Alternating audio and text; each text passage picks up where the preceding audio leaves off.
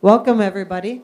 Thank you for joining us today. My name is Carla Faust, and I am a co-president of the Lodi Optimist group.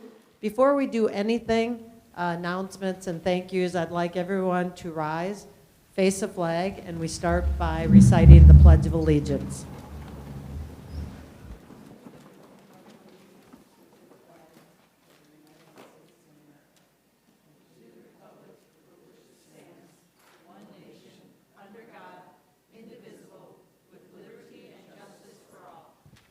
Thank you. We appreciate everyone coming today on this very important school board forum. The Lodi Optimist organization, we've been around for 56 years. We've been doing the forums for our local government and school boards for well over 25 years. So this is a very important endeavor that we partner with the high school and the classes that are here today. I know we have 3 high school classes here today. We appreciate you being here. This is as important for you to listen to as for these candidates to reach out to you as well. I'm not sure how many we have here that are very close to 18 of voting age.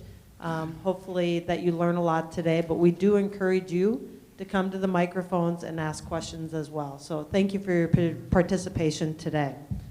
I would also like to recognize our Optimist board members that may be in attendance here today as well. We have Diana Carls is a co-president this year, Tyler Potter, Bill Haupt, Al Bilsey, Chuck Redussel, Ann Groves Lloyd, Al Buddy, Julian Beld, and Bob Gores is our current board of directors for the Lodi Optimist. We give back, as you know, to our community through our fundraisers.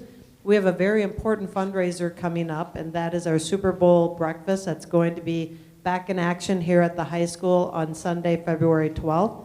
We do have tickets for sale today, so we have to selfishly plug ourselves. So if you happen to have a crisp $20 bill in your pocket, we will remove that for you and give you 2 breakfasts and a chance at a raffle. The raffle's a $200 prize, a $100 prize, 2 $50 prize, and 2 $25 prizes. The raffle drawing's on February 15th, so if you win, you just bought your Valentine's dinner from the night before. To go to today, here is how the format works. First, we want to thank our candidates that are here today. They will introduce themselves in just a bit. It takes a lot anymore to step up and lead your community, so we appreciate each and every one of you for bringing that to task and being here today. So thank you for that. Our candidates will have an opening 90-second statement that they will present. We drew prior to the event, and Susan will start, and then we will go in order. Once the opening statements are completed, Adam will get the first question of the day. When you would like to ask a question, we just ask that you come to the microphone in the front, state your name, where you're from, ask a question. Please refrain from making a statement or comments. Keep them to a question so we can get through everything. And then we will just go down the order. Each candidate has the opportunity in 60 seconds to respond to every question asked. At the closing, we'll reverse the order, and then Sarah will get to do closing statements. Are there any questions on today's format? With that, we will begin. Please silence any phones today. We love your ringtones, just don't want to record them. Yep, Jan, thank you. This also will be recorded. We will be posting the recording to the school board page and the Lodi Optimist YouTube page before the end of the week. Once the recording is up and available, we will make the necessary announcements on Facebook and social media. Thank you.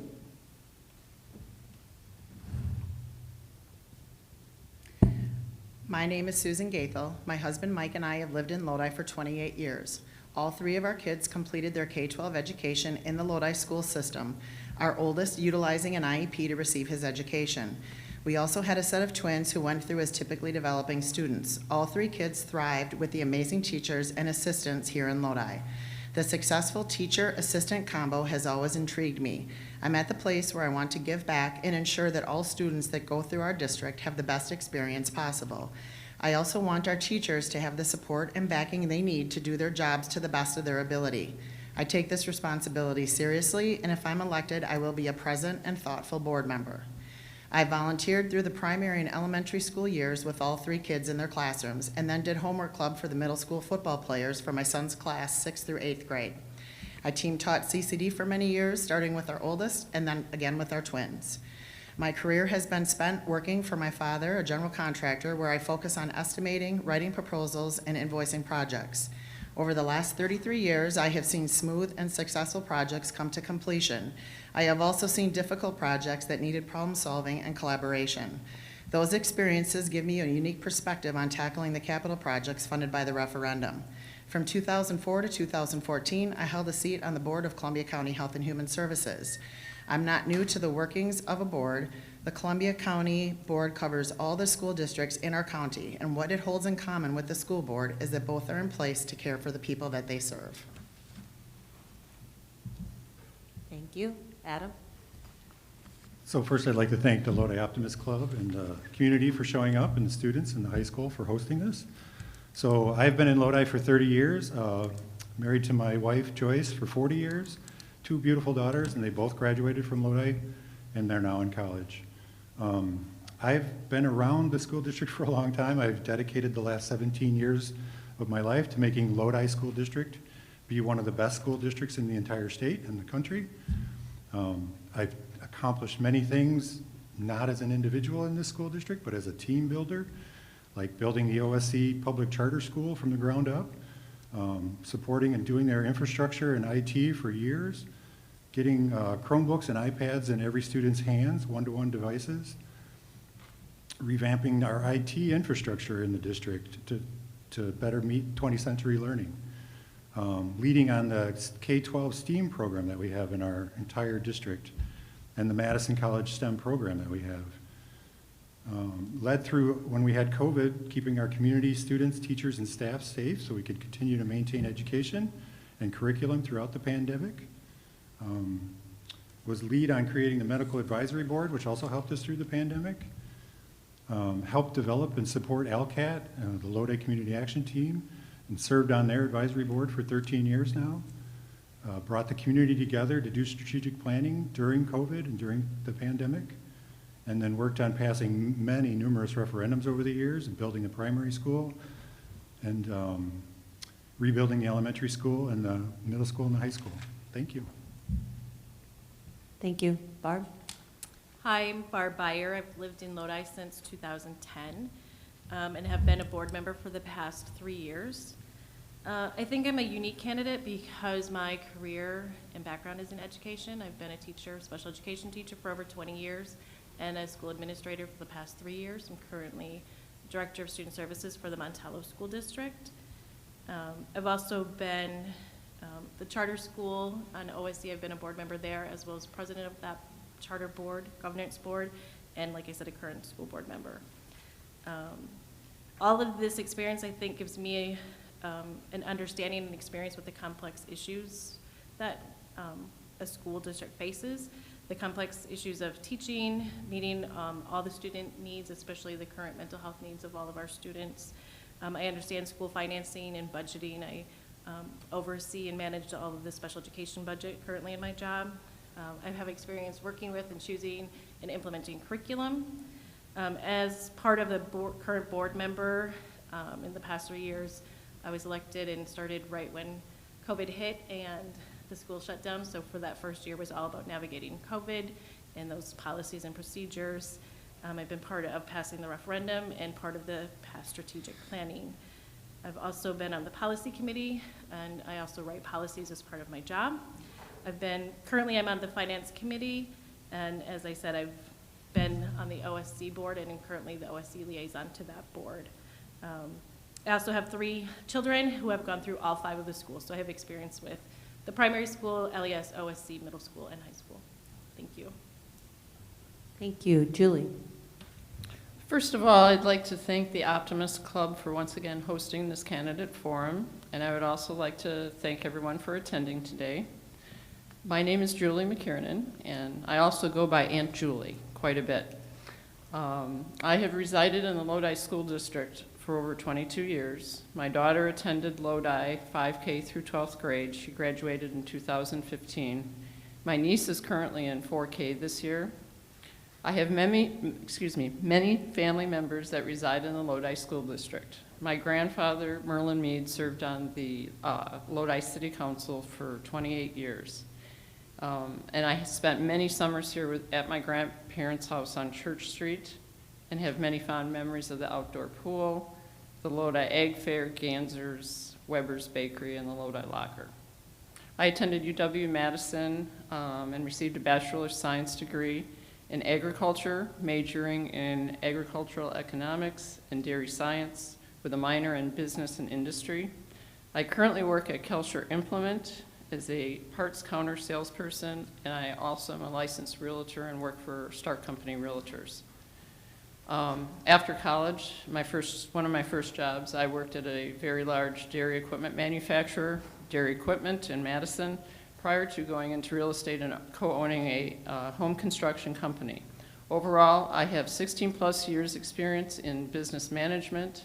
I am a current member of the Lodi FFA alumni, where I served as past treasurer, and I currently serve on the Village of Dane Plan Commission and TID Joint Review Board, as well as being a past Lodi School Board member from 2019 to 2022, holding the clerk and treasurer positions. Thank you.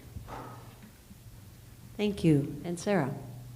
Hello, I'm Sarah Ramish. My husband Mike and I moved to Harmony Grove from the Madison area in 2001.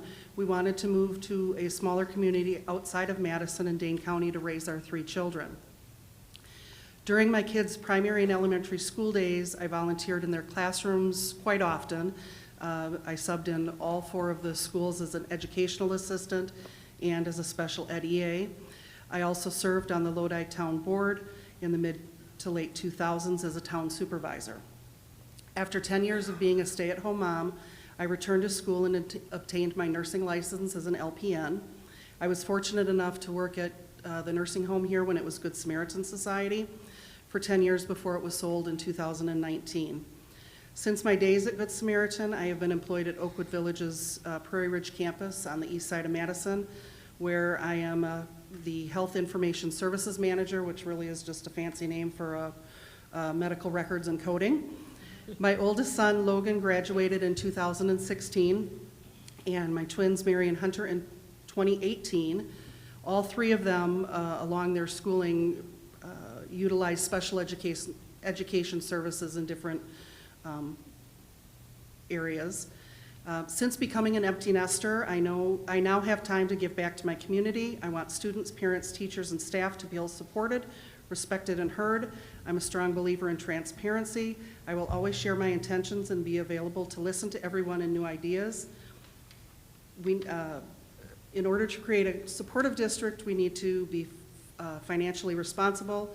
We need to create long-term goals and understand how the decisions we make today will impact the students, staff, and the community for years to come. Thank you. Before we move forward, and as I kind of go through this process, you feel free to come to the mic for the first question. One of the things that I should have mentioned is we're here today because we're holding a primary election that will take place on February 21st. So on the February 21st election, the field will narrow down to 4 candidates, and then the general election, which will happen on Tuesday, April 4th, 2 candidates will move forward to the school board. All right, so with that, please feel free to step up to ask a question, state your name and where you're from. Mandy Paskey, and I'm with the town of Lodi. My question is, a board member has brought and has encouraged partisanship in the district, with the board even requesting an apology from them from a formal complaint that was filed. They refused to follow the board directive. As a board member, what is the role of partisanship on the board, and what would you do if a colleague continues to use their position to push politics? This first question will go to Adam. You ready? So, Yes. I'm sorry. Yeah. So partisan politics play no part in the school board. We don't do partisan politics. It's just not allowed at our level. We get a lot through email, we get through public input, partisan politics, and then we try to filter that out and find out what the person is actually saying and what the message is about, and how can we deal with that, and how can we figure out how to move forward with that. But we do not do partisan politics at the school board level. It's just not something we do. It's not, children aren't, we're here for students. And so politics are not for students. That's just not the way it works. We're here to do what's best for the students. And so we do our best to filter all of that stuff out. Thank you. Barb?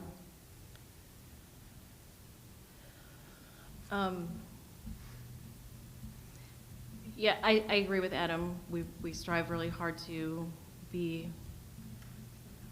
not be political. It's difficult because we're elected through a political process, and we live in a very political environment, and we get brought comments and suggestions that are based in politics. So it's a very difficult situation for us to navigate, something I feel as a board we've done our best to navigate. And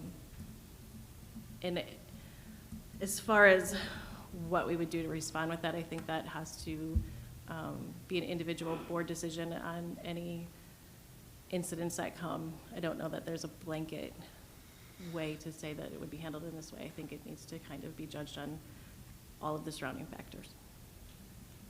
Thank you. Julie?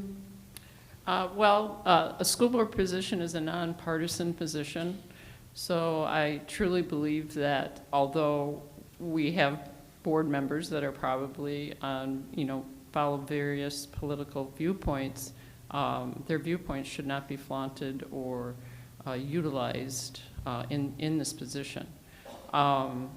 Also, I think we need people from various backgrounds to serve on a board. That's how you have a good board that can make informed decisions, and you have different backgrounds, different viewpoints that are brought to the table.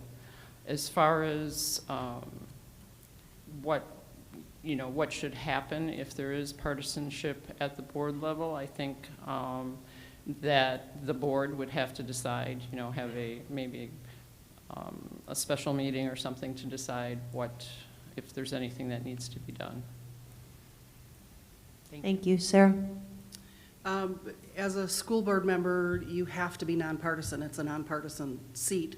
When you're sitting at that table, you cannot have really any side. How to address it, I think, it's something that, depending on the situation, would need to be sort of discussed and worked through. But again, sitting at that table, no matter what your viewpoint, you have to be nonpartisan. Thank you. Susan? I feel there's simply no room for it at all. You have to be able to look at both sides. You have to be able to talk respectfully to people who come in and bring a variety of different topics and opinions. And as far as board members, we have to hold each other accountable, and we can't let it continue on. Thank you. The next question, we'll start with Barb. Hi, my name is Janelle Anderson, and I am in the city of Lodi. I just have a question for you guys about teachers, and specifically about your position with regards to the professionalism of teachers in our school district. I wonder what your positions are on teachers' ability to make choices about their curriculum and content in their classrooms. I'm specifically concerned about potential interventions of school board into teachers' decision-making regarding racial discussions. I was a social studies teacher, so discussions about history, as well as teachers' ability to talk openly about issues related to gender and other issues which people in the community might find controversial. What's your position on teachers' ability and professionalism in terms of making these kinds of decisions based on their expertise?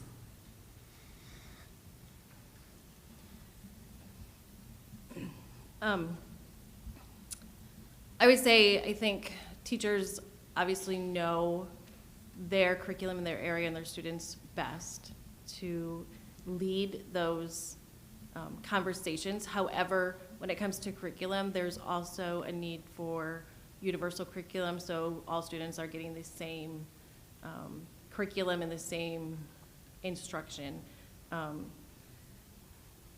So I think is when it comes to actually choosing curriculum, teachers need to have their input and their say as to what will work for kids, but it has to be a universal concept that's taught across the board.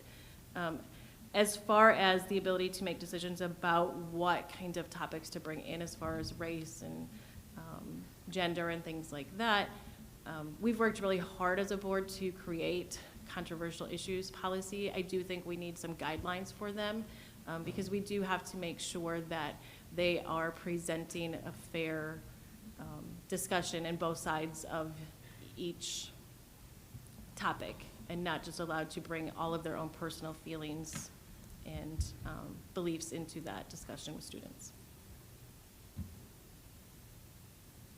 Thank you. Julie? So first of all, we have a curriculum director, Dr. Carls. So, you know, our curriculum is approved. So we do have in place that. Also, I believe that we have very professional teachers here at Lodi and staff. So I would say, I don't know that we've encountered many problems, but we do have, like Barb said, the policy in place that was started on when I was on the board. So that, you know, we do believe, again, just like the question, prior question, you should be, as a staff member, a teacher, kind of a nonpartisan view. Now, does that mean that you shouldn't encourage your high school, you know, history class to discuss topics? No, they need to be doing that. Thank you. Sarah? I'll just start by saying teachers, I give them all the credit in the world. I would not want to be a teacher. I'm a nurse. There's different things that I do, but I think teaching is one of the most difficult jobs out there. You know, with all the different students, students learn differently, all the different ages. When it comes to, you know, history, I think students need to learn history as it was. If you bring in one side, you need to, you know, be teaching the other side and all the pieces in between. Again, with racial, I know that's a hot topic. I'm not sure if that's, I think we need to learn from different people's experiences. I myself have a niece who's married to a black man, and that was, you know, in a white family, that was very different. So learning about, you know, what they deal with, I think is important. Thank you. Susan? I think our teachers in Lodi do a great job dealing with a lot of these hot topics, so to speak. We do need to look to our curriculum director to take care of what is approved and how it should be discussed. I think there is a fine line that we walk, that there are certain topics that really need to be dealt with by parents at home and not necessarily pushed on kids by teachers. I do think, though, that in Lodi, you guys are doing a great job. Thank you. Adam?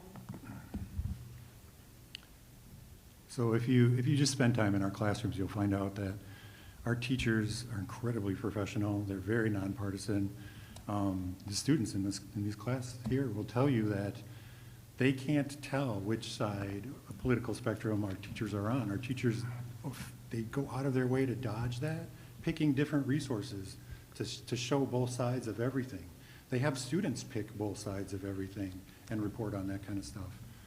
Our process for curriculum is, of course, Dr. Carls, our curriculum director, but our teachers come together and recommend certain curriculum, or Dr. Carls will recommend certain curriculum, and then our teachers will try out that curriculum and see how it fits in their classroom, see how it fits for their teaching methods, And then they will forward that on through the process, and then we will adopt one type of curriculum or a different type of curriculum that works well in the classroom with students based on good background resources like that.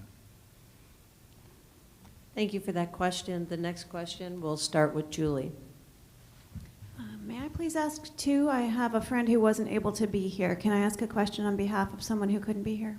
I think we can make that work. Thank you. This is from Allison Rowe. 83% of U.S. organizations are implementing diversity, equity, and inclusion initiatives, according to research conducted by World at Work. As a board member, how would you work to ensure that our students are prepared for careers in diverse and inclusive workplaces?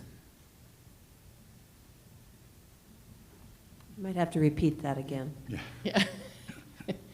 As a board member, how would you work to ensure that our students are prepared for careers in diverse and inclusive workplaces? Thank you. Well, one of the ways we do that is by getting our students outside of our school district and taking field trips and experiencing different communities. I know I once went on a field trip to Chicago with my daughter to the, which museum was it? But there were a couple of stops. So I think sometimes students do not get that opportunity with their family. I know my family thought that a summer vacation was driving through and looking at Custard State Park from the vehicle. So while we visited our relatives in Nebraska. So I think a lot of it is we need to get our students out to see the world outside of Lodi, first of all. I think the other thing is that we do have in place this social emotional learning as far as learning to accept others and their differences. Thank you. Thank you. Sue? I'm sorry, Sarah. You know, I think our teachers do a great job here, just based on my kids' experiences. There's more to, you know, just Lodi. All of mine were very involved in co-curriculars, whether it was sports, the arts. You know, there's forensics and all of that. That, you know, getting them to other schools and seeing that, it makes me think of, you know, it's not everybody is going to go the college route. One of mine did not, and he was supported just as much as the other two. He is now a journeyman electrician, and I think our teachers do a good job helping support kids and seeing all sides. Thank you. Susan? I think it's hard in a community like Lodi to have exposure to all different experiences. I think the high school does a good job at trying to have that happen. I know that my kids over the years went to a mosque and they went to a synagogue. There were different field trips that helped them see different cultures that they wouldn't have seen otherwise. At our house, we have a profoundly disabled son, and the people that are around him experience that side of exposure as well, which is crucial. I was told when he was a second grader that anybody that is around him is a better person simply because he's there. So I think there are many different areas that you need to look into when you're talking about that particular question as far as diversity goes. But I think exposure is the big thing in education. Thank you. Adam? And I agree with them too. So exposure is the big thing. So in my job, I teach all over the world. I teach people from every culture you can think of in my courses, and through UW-Madison and through my own company. And seeing that diversity and dealing with people from all over the world, it's just, it is what it is. It's our humanity. It's us at this district trying to take our kids into that world. And so I have that experience to bring. Every time I hear something at the school board level, it's like I put it into that focus. Our international travel that we do to Thailand and Germany and used to be Costa Rica and now it'll be Spain and and European countries is great for students to go on, to get outside of Lodi, to get out, I like to call it Little Lodi. I love Little Lodi. And study different, the course where you study different religions at the high school. Anything we can do like that is great. The school already has equity in place. It has SEL, social emotional learning, and inclusion, and is already doing a lot of those programs. So. Thank you. Barb? Yeah, I would agree with everything everybody has said. I think Lodi provides a lot of opportunities for our students. I think this is something we're very cognizant of, that our students need to be aware of the much bigger world around them than outside of Lodi. I've worked in bigger districts in Dane County, and we have offerings here for students that other places don't, that I'm always super proud to say my kids went to school here and the opportunities that they've had. I think through curriculum, I think through different diverse clubs that we offer, the different travel opportunities we have, and just how we really want kids to be involved in many different activities.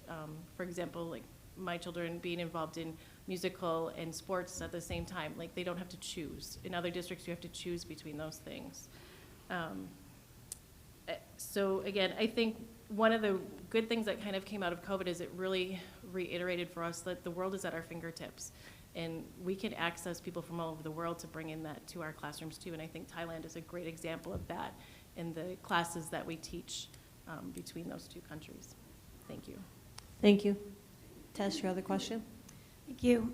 As myself, Teskar, excuse me, asking, taxpayers are always concerned about the school levy, and I'm wondering if you haven't been on the board, what would you bring or what ideas do you have to manage finances responsibly? And if you've been on the board, what have you done excuse me, to save the taxpayers' money? Can you quantify that with specific maybe dollar amounts or programs or initiatives that you've implemented? Thank you. That'll start with Sarah. As not being on the board, I live in the town of Lodi, and 2 years ago we were hit with equalized value. So we had a bump in our taxes for the schools, and then with the referendum, full reassessment that we received in the town, we got hit again. I've looked back at last year's vouchers, and I think there's room for improvement. You know, I've often wondered, you know, are there consulting companies that are being used that could be done internally? You know, at Oakwood, where I work, we have a head of facilities. If there are large projects that need to be done to the buildings, he's the one that is getting those bids. He's knowledgeable. That's his specialty in doing that. Instead of hiring an outside contractor, why not use the resources we have in-house? Thank you. Susan? I have not been on the board. This would be new to me. I feel like we need to really utilize building our tax base in Lodi, and that would mean working with the chamber and having an increased number of businesses in our industrial park, so also working with economic development within the city. I think that we need to all work together as Lodi as a whole and not just separate out Lodi High School, because it affects all of us that have children going to this district. Thank you. Adam? Yeah, we definitely need the infrastructure to support all that stuff. In addition to industry or light industry, housing also is a big problem in our area. We need more affordable housing in that area.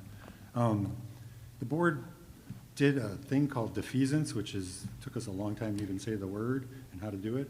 But over time, that has saved this community $3 million off of the primary school debt and kept the mill rate at a constant level instead of having that go up and down over time. I've been on the board for a long time. Early in the time, we made major cuts to all kinds of stuff because the money coming in wasn't there and we had no way of getting it. And so we outsourced janitorial services, which is a plus and a minus. We outsourced the food service stuff. There's all kinds of ways you can make things happen, but school financing would take, a 3-hour session on school financing is a tiny session on school financing. It's incredibly complex. Thank you. Barb? Yeah, I would agree with Adam. It is a very complex to understand school financing. I do think, as the board, we've done a lot of great things. There's been a lot of grants written in the last few years that have paid for some significant things throughout the district, whether it's technology, whether it's operational upgrades to heating systems, thermostats, things like that. We're always discussing and talking about new funding opportunities that we could explore within the district. But it comes down to having to make those hard decisions. And there are times that we do have to cut things in order to make that bottom line dollar. I think one thing that often gets missed from this discussion is that at the state level, the school funding system is broken. It needs to be rewritten. It doesn't function for Lodi and the people that live here compared to the housing prices here. Thank you. Julie? Well, as being, I guess, past treasurer and chairperson of the facility finance, one of the things I would like to see is that oftentimes we have services that we need that we cannot do through our facilities and maintenance department with the school. And I think for a long time, possibly some of these hadn't been bid out. I've heard different comments. I was on the board for 3 years. And I guess with my past business experience, you always, okay, this year we're going to review insurance. We're going to get 3 or 4 bids for insurance. I think there needs to be more reviewing kind of in a cycle basis where we can review our expenses and see if we can cut expenses anywhere. And then, thank you. Thank you. I believe this gentleman has been waiting, so this question will start with Susan. I'm Jim Johnson from Town of Lodi. Over the recent years, I've seen a lot of reports of where the teachers and school districts have withheld information about their students with their parents. I would like to know how you guys feel about the ability of the school district or teachers to withhold important information that goes on in school from their parents, or do you believe that parents have the right to know everything that happens to their children? I believe that parents should know what's happening with their children at all times.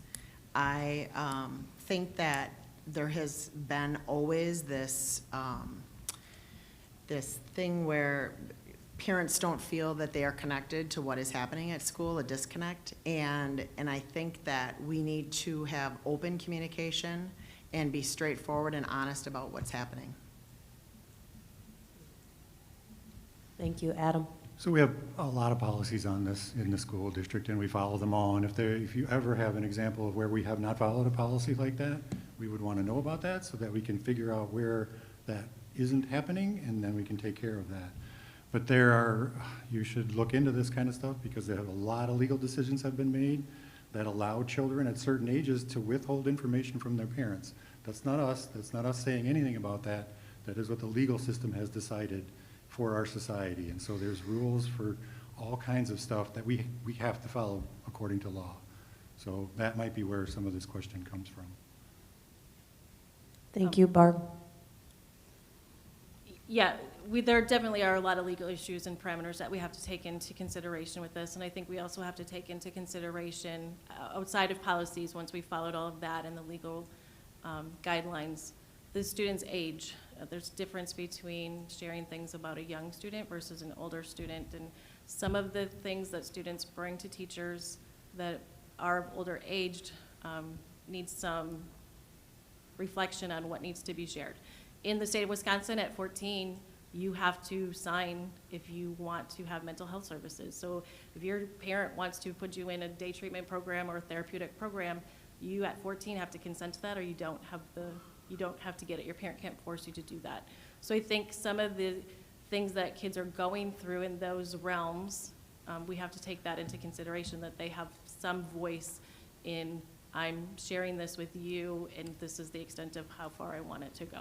Obviously, if it's something that's of harm to the child, then we will absolutely have to share those things. Thank you, Julie. Yeah, I think, you know, some of this could be health-related, so it would fall under, you know, if it were a school nurse that were involved in something with a student, so that potentially could not be disclosed because of the legality of HIPAA. Also age appropriate, and I mean, information should be flowing, but it would depend on when it was. Thank you. Sarah? I think there just needs to be open communication. I'll be honest, I never had that issue with any of my kids. Maybe I was a little more involved than I should have been with communication with teachers, whether it was calling, emailing me. I was a big emailer. I do agree, though, that parents do need to know. Thank you for that question. Scott, I believe you're up next, and this question will start with Adam. Scott Burquette, the town of Lodi. Lodi administration shared scorecards at the October 10th Board of Education meeting, which demonstrated 4 out of 10 middle school students are not proficient in math or reading, mirroring pre-COVID levels. We spend 10% more per pupil than state averages and 15% more than some of our neighboring districts. Do you find these results acceptable, and what role does the school board play in these results? So the report card that you're talking to or referring to is just one little snippet of what a student is doing. There are so many more ways to look at student performance and what they've learned and what they're learning. And so it should be viewed as one little snippet of thing. We take all of our students and we tier them by how they're learning. And so tier 1, tier 2, tier 3, and then we apply different curriculum that's not the right word. We try to teach them in different ways to bring some of those in the lower tiers up to the higher tiers over time. It's a long process. You can't just shove information into a child and have them learn all at one time. It takes time to bring students from one level to another level. It's a continual thing, over and over and over again. And so you can go to any classroom and see this happening. Kids at every level in one classroom trying to move to those different levels. Thank you. Barb? Yeah, so again, this one little data point doesn't necessarily show everything in the district or every student's progress. The administration team and the teachers work really hard to constantly collect data. They analyze that data thoroughly and make adjustments as needed to continue. But it doesn't happen overnight. It does take time. And there have been some really great things happening in the district as far as the primary school analyzing their data and realizing they needed to bring in some phonics instruction, and they've done that. And then LES realized that that wasn't continuing over, and so they're working with the primary school to provide continuity in that instruction to keep those skills and those scores up. You know, middle school has done a lot of looking at their math and how do we approach that and how do we increase those scores. So there's constant analysis going on behind the scenes that people don't see that does take time to implement to bring those scores up. And it's part of, I'll stop. Thank you. Thank you. Julie? I believe when Dr. Carls, our curriculum director, came on board, there's been great efforts to align classes so that every first grader would know the same amount of math when they went to second grade. So the align by design, I know we call it something else now. So there's been great emphasis placed on that since Dr. Carls has arrived. We did not, we had to, I believe, several years ago, cut the curriculum director. and one person was handling the student services and the curriculum director position. So, and that all happened well before COVID. So we are working towards getting students so that when they proceed to the next grade level, they are at the appropriate level of math, reading, literacy. Thank you. Thank you. Sarah? With the scorecards, you know, I was a bit surprised looking at some of the numbers where 70, you know, mid-70s is exceeding expectations, and you've got I think one of them was 61% was meets expectations. To me, that just, you know, is that coming, I'm assuming from the state level that's, you know, saying this is sort of a trickle down and this is where it is. To me, 61%, that's not meeting expectations, that's below. A 70%, that's meeting and not exceeding. And I'm wondering if some of this isn't just still coming back from, you know, trickling down from COVID, where there was virtual learning. Not all kids learn the same, and I'm sure that, you know, a lot of kids struggled during that time with the virtual learning. I don't know how parents did it. I'm just thankful that my kids graduated before COVID ever hit. Thank you. Susan?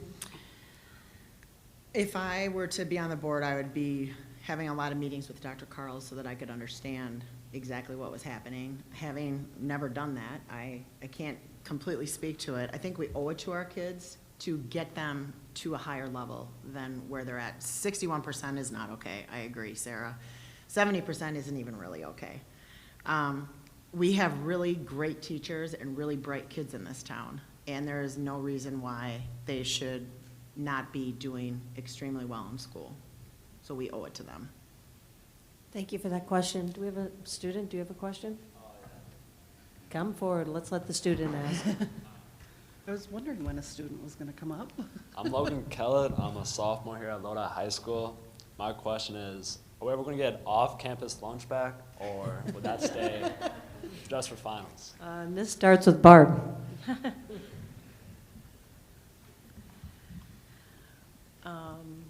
Well, gosh, I don't even know how to start with that one. I guess that's not something that's been brought to us to the board recently, so if that is something that you're passionate about, then you need to go speak with the administrators, start there, but have your reasons. Why is that important to you? How will you be safe doing that, right? Do you think that's a major concern of having, sorry, did my mic Did cut we off? lose a mic? There we go. Having students off campus during the day are you still making good decisions and being safe? So have those conversations first with Mr. Jelnick and Mr. Marshall, and they can create from there to bring it to us if need be. Thanks. I think the students must be passionate about this question, because this was one of the questions last time, a year ago. And I'll respond in kind. I think for the older students, maybe that are driving, that makes sense. For the younger students who are not driving yet, it would be difficult to get to, say, Subway and get back in your time allotment. And also, I don't know that it would be safe for undergraduates to be, or freshmen and sophomore to be riding with the older kids. So there would have to be some policies made. And yes, I believe you need to start with the administration at the high school.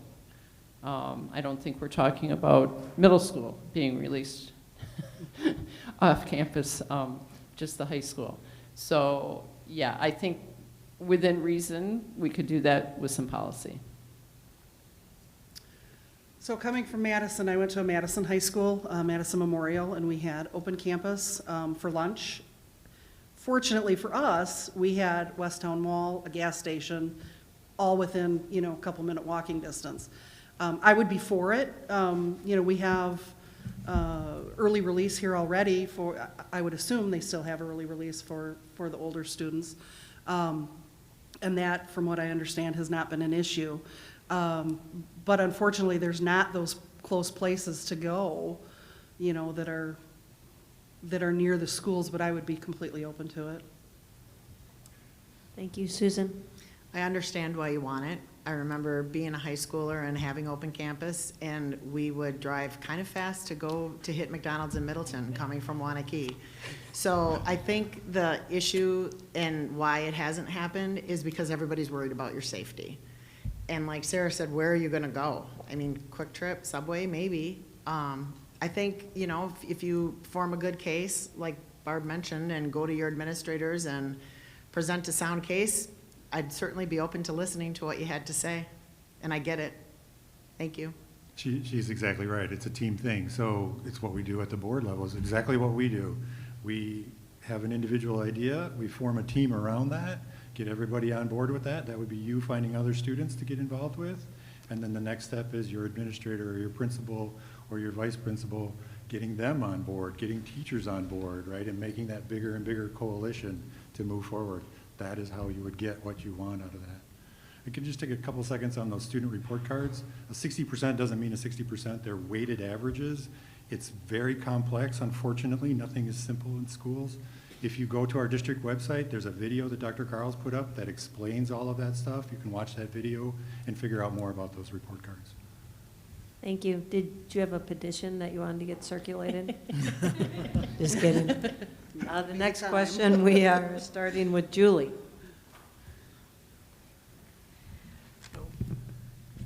Thank you all for running. My name is Suzanne Miller, and I am a City of Lodi taxpayer who's been discussing fiduciary responsibility in my many roles. I served 3 terms on City Council, and the school district is the largest employer in the City of Lodi, and I believe it's the tail that wags the dog.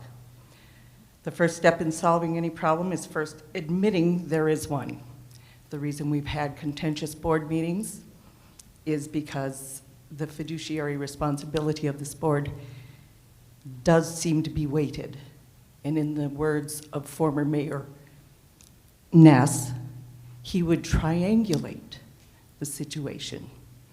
So the thought that there is no behind the scenes working together is a bit misleading, and that you are self-contained. Is there a question? Is coming. I'd like a moment, please.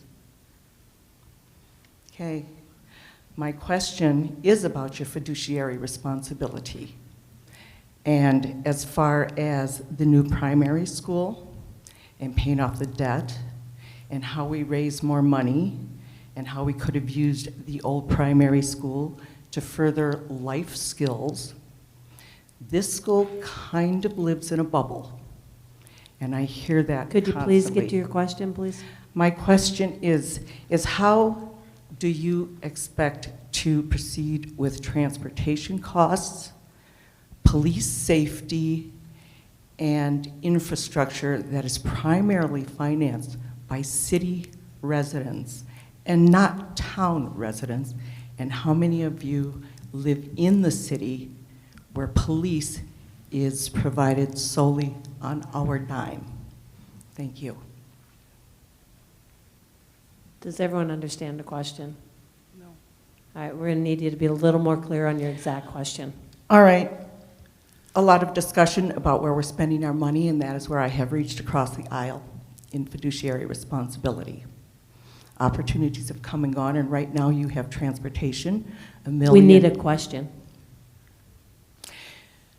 How are you going to improve the use of taxpayer dollars, city taxpayer residents' dollars, who are solely funding police and much of your transportation costs, as well as other things? Thank you. Julie, you're first up. So I would say this is about the traffic issue that we have at times. Is that what you're asking? And that we need police there to route traffic? There's one police officer in Lodi. We pay for it. There is a proposal to spend $1.5 million on Sauk Street for buses. The buses currently go up and down Strange Way constantly. I have asked these questions at other board meetings, and I have yet to be responded to on a multitude of levels, including the fact that we don't triangulate or don't work with each other between the city and the school board. I'm not sure this is, and if I'm inappropriate. Can I try? here- Because I think I Go for it. understand what you're saying, Suzanne. So the schools are in the city of Lodi. Yes. And the city of Lodi, quote unquote, is paying for those roads and that infrastructure that go to those schools. The electrical costs that, running those lines and stuff like that, although the school did pay for a lot of that. And then the police are the Lodi police that come to the schools. And so how do we make a shared, right? Our school district goes over 9 municipalities. So how do Including we- transportation costs. The buses are a huge issue, and that is money, and there's $1.5 million for Sauk Street. Just to repair the streets is what you're talking about. This is kind of turned into a little Yeah, bit of a sorry. debate, so we're going to politely move on unless somebody else would like to address this specific question. I think I can try and answer it. So we're over 9 municipalities, and so why is the city of Lodi paying for that infrastructure for our school district that is in the city when the other municipalities should be chipping in to pay for that? That's kind of what you're getting at? That would certainly be one part of it. Okay. And I'm not the first one to answer, but I think that's the clarification on the question. Okay, so we're up against two things here. One, I have a class that needs to dismiss at 12:30, so 3 minutes. 12:29. So if you hear the dinging, we will pause. So the students, you will each have an opportunity to attempt an answer at this question, and then we will allow for one more question. Okay, where, do you want me- So it is, it is with you, Julie. I'm sorry, but it has been Okay. on the board for quite some time in several years I and think several we have your elections. question. We're going to try and answer you. and then be able to answer one more here. So if you feel comfortable, you answer in the best way you see. Yeah, I would like to try it. I know that at one point we talked about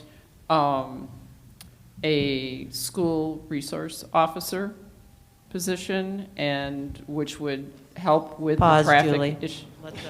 Students, thank you for participating today. Good luck with the open lunch. Actually vote. How many of the?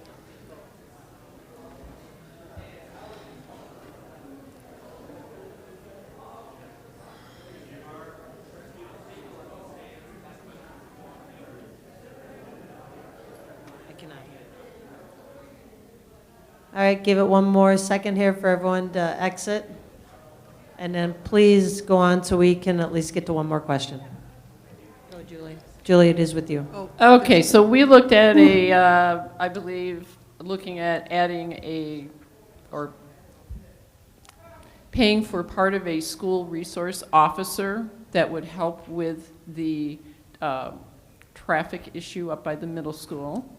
And it did not get approved. We do not have the funding for it. So that is one thing I can tell you, that the board did look at that, and there is just not funding available. And then, that would be up to, I guess, the municipality, the city, to approach other municipalities, possibly for some type of shared cost expenditure. I don't know how that has to do with the school district. Thank you. Sarah?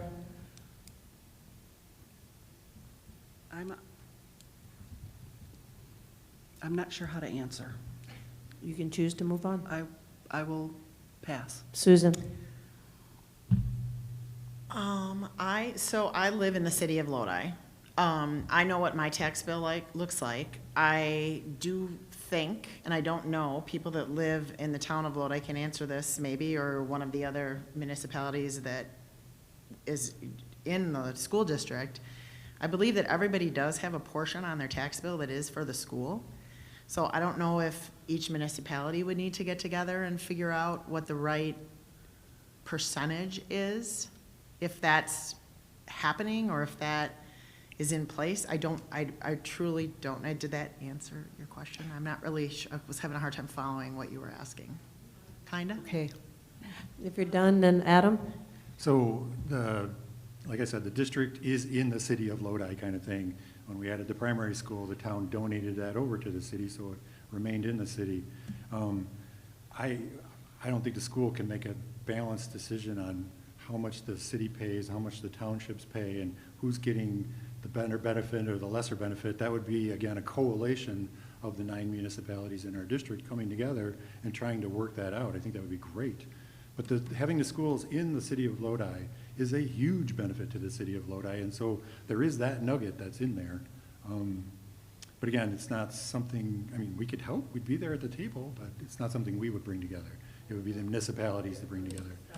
So like little Roxbury over in the corner, they don't get a big benefit out, right? Or Arlington or Decorah, the ones on the edge, aren't going to have as much benefit as the town of Lodi or the town of Dane, the village of Dane, and the city of Lodi. Those are much more closer and internal kind of thing.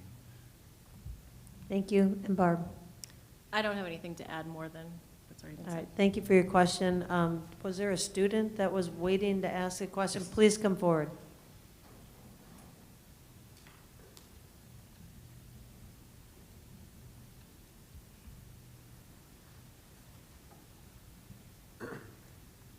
Hi. So, my name is Maria. I'm a senior here, and my question is. Sorry. My name is Maria. I'm a senior here, and I just want to know if there's any negative or discriminatory viewpoints being enforced in the curriculum being taught at the school. Do any of you have any plans to work with the I forgot his name, but Dr. Carls. Yes, Dr. Carls, to work on helping that not be the case? And then also, do you have any plans to work with him on trying to make curriculum that does the opposite and enforces good, positive and non-discriminatory viewpoints in students? Are you saying you have examples of curriculum that does that is discriminatory? I am just asking if the situation arises where there is curriculum that is enforcing those viewpoints. Is there any, like, what is being done about that? And then also, is there any plan to actively create curriculum that enforces positive and non-discriminatory viewpoints? Thank you. That starts with Sarah. Yeah, I think that would be a discussion with Dr. Carls, and you know, I don't recall that ever happening with my kids when they were here at the high school or any of the schools. But if it was to be brought up, that would certainly be something that would you know, need to be discussed, and I wouldn't want something like that, you know, that either hurt or offended any student. You know, when you talk about, you know, aside from discriminatory, but I guess like for an example, I hate to bring this up, but a political subject, you need to bring all sides. You can't just have one, you know, one side. Bring it all, and there's not two, you know, there's not always just two sides. You need to bring in everything to discuss and learn from. I hope that kind of answers your question. Thank you. Susan? I hope if something like that is happening and you know of it, or it's happening to you, that you would say something to administration to get help with it right away. I feel like the staff here in Lodi is very positive and kind-hearted, and I don't think anybody would intentionally try to do something like that, but I feel that it should be stopped immediately if something like that was happening. I would have no problem talking with Dr. Carls about a curriculum issue like that, and I would do that. I would encourage you or administration to do that if that were needed. Thank you. Adam? Yeah, so there's no room for discrimination. It's just something we would want, no room, none of it in whatsoever. So if you are seeing that or experiencing that, please go to either Jason or Mr. Marshall or your principal and get some conversations going over what you're seeing or what you're hearing or what you're feeling. We do, again, I'm not hiding behind law in any way, but so many district court rules and federal court rulings have been made on subjects like this, and we have to follow all of those things. They're in our policies, they're in what we do, and we try to do our best to do that. Dr. Carls is constantly looking at stuff, coming back and forth and going through and trying to follow all of that stuff. Thank you. Barb? Yes, the first thing I was going to say, again, echoes everybody else's. If you have examples of that, or you're perceiving that or seeing that in curriculum, absolutely take that to an administrator. Dr. Carls is a very approachable person, so I know he would even meet one-on-one to go over those things. When curriculum is chosen, it goes through a very extensive vetting process where all of those things are examined, not just the content in it, but the representation in the curriculum. Are all of our students represented? Is there diversity in the curriculum? Those kinds of things. So if that's not happening, then we need to go back and revisit those procedures for that too. And I appreciate your statement of enforcing positive viewpoints on people, but positive viewpoints is really subjective, because what I may perceive as positive, you may perceive as negative. So again, I think it's about presenting all viewpoints as much as possible for people to make their own decisions. Thank you. Julie? Well, I'd like to just say that as a public learning institution, all staff members are required to take Title IX training, and there are protected classes that fall under Title IX as far as if they were discriminated against, and procedures would be to report that.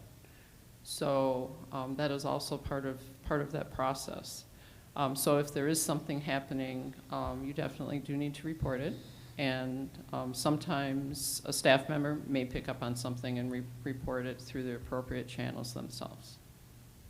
Thank you for the question. We appreciate it. Are you okay with one more question? We have someone that's been waiting a while. Have you been waiting to ask a question? All right, we will end on your question before we go to closing statements. Thank you. My name is Heather, and I'm in the town of Lodi. School choice is a nationwide hot topic right now, with many parents looking outside of public education or considering homeschooling. Why do you think that is, and what can we do as a school district to keep enrollment numbers up and also keep these amazing teachers employed come referendum time? Susan, that'll start with you. I think we need to do everything we can to keep our good teachers here in Lodi. That would be something that I feel very passionate about. I want the teachers here to always feel that they have the support of the community.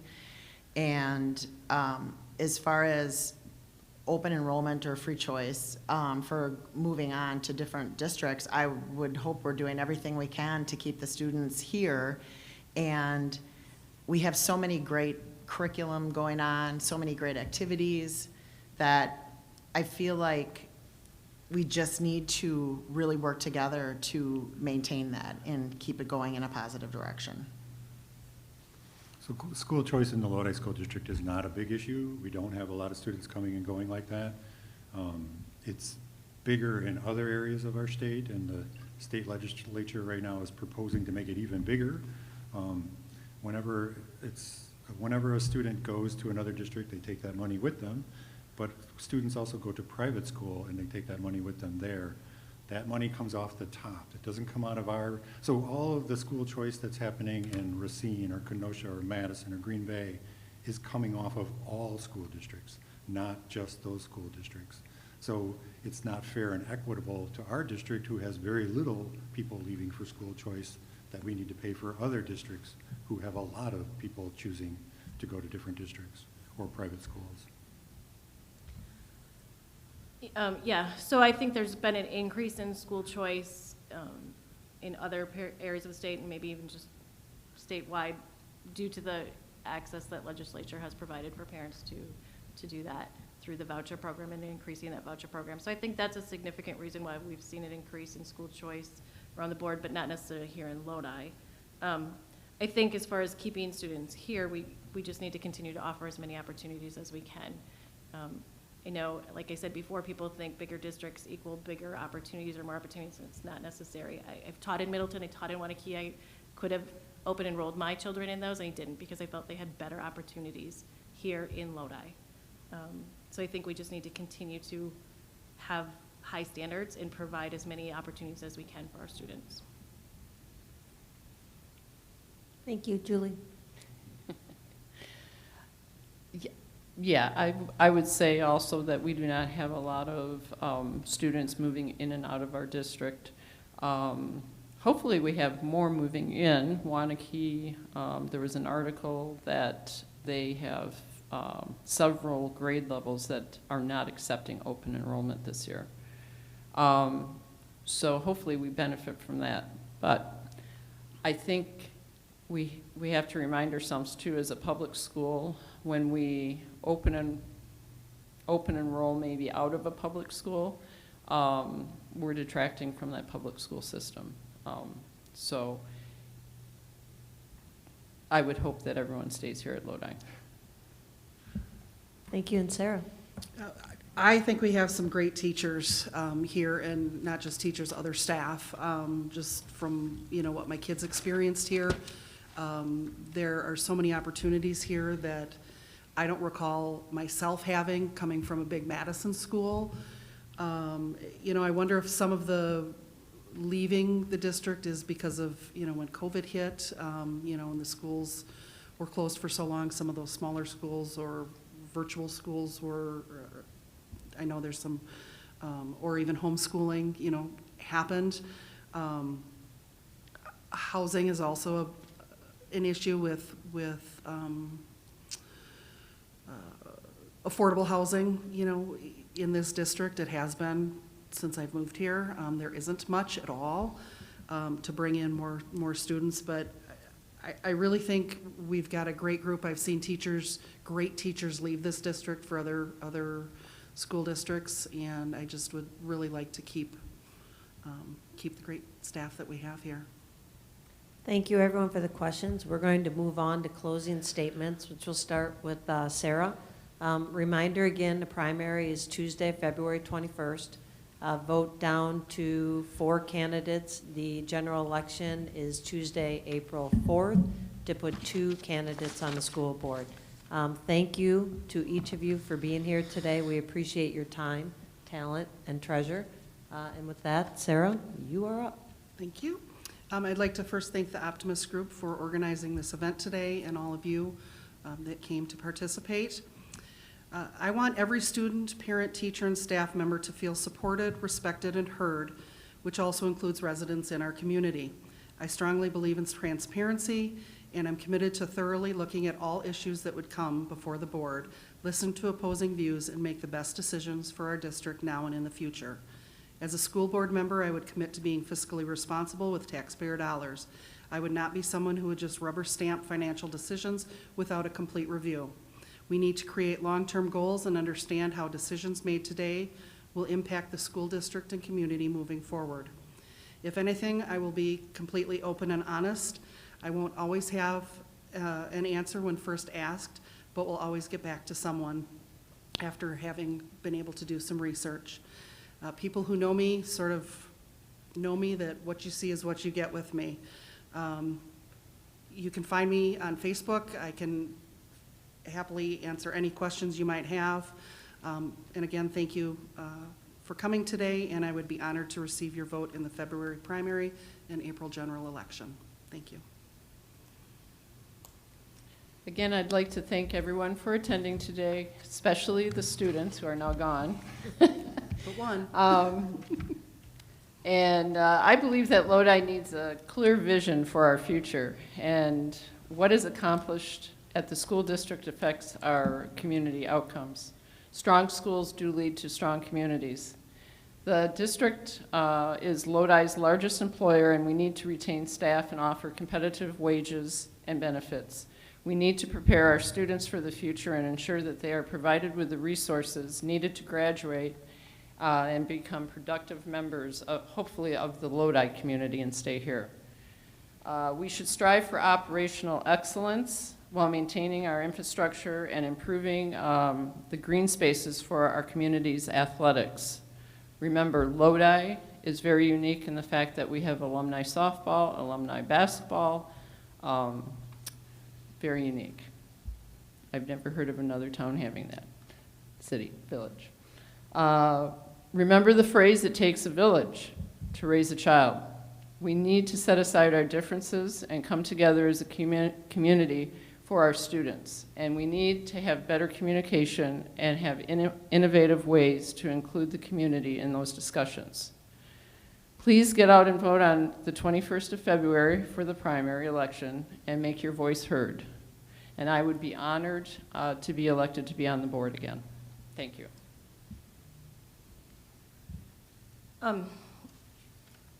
I will just reiterate again, I think I'm just a unique candidate because of the different positions I hold in my life. I've been at the table as a teacher, as an administrator, as a board member, and it just has provided me with a lot of unique perspective and experience in those areas. I kind of wanted to just maybe say go down a different route of being on the board and what it's taught me and how I've grown. I think we've all, once you're elected to the board, you kind of come in with your own personal agenda of this is what I want to see happen and this is what I want to do. And when you get to that first meeting, you really understand that you have to check your ego at the door and your own personal agenda at the door because you're part of a team. And you may come into a meeting reviewing the materials and thinking this is how I want this to go or this is what I want to happen. But when you listen to 6 other people talk and their opinions and their ideas, it really can sway you sometimes or help you understand that different perspectives. And so I would say through my 3 years as a board member, it's made me a much better administrator, and being an administrator I think has made me a better board member because I've really learned that art of sitting back and listening and watching and not coming in with preconceived judgments or notions.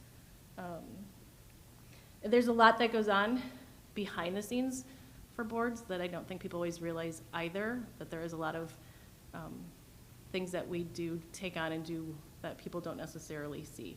But everything that we do and everything I do and choices I make is really grounded in doing what's best for kids. That was great. Thank you. Thank you, Lodi Optimists and Lodi High School and the community for showing up today and having this event for us. I think that we need to elect strong leaders to be on the Lodi School Board. So of the 5 of us, you want to pick people who understand our past, present, and future. And what I mean by that is we've come from somewhere, we are part of something, and we need to go into that future that is totally unknown. We are educating students in kindergarten, and those jobs don't even exist that they're going to take. And so you need to find people who can see that far vision, understand where we are, who we are, and then take the resources that we have in the present today and move us from the past into the future. That is who we are trying to elect to put on this board. I think I fit that mold. I hope I fit that mold. That's what I've been trying to do for the last 17 years in the district.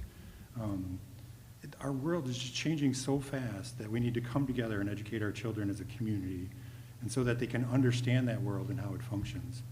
And so I do ask you to vote for me and in the coming election and try to make this district the best school district in the entire country, not just in this state. First, I'd like to thank the Optimists for this opportunity to sit before you. Lodi is a very gracious community. We take care of our neighbors. You see it every time there is a fundraiser for someone, a local church, or even a football field.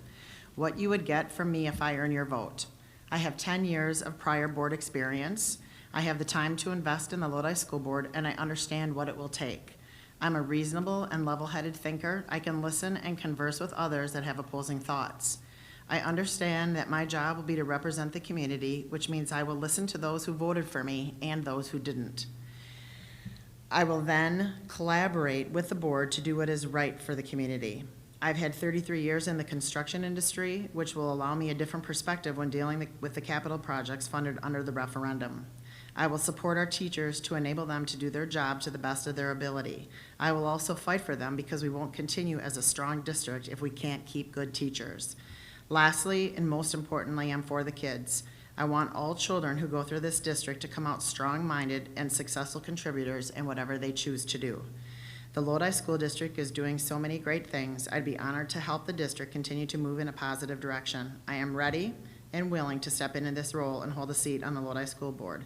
Please get out and vote in the primary election on February 21st. Perfect, thank you. And with that, Jan, would like to thank you for your time today as well, and for everyone being here. Have a wonderful day. Thank you.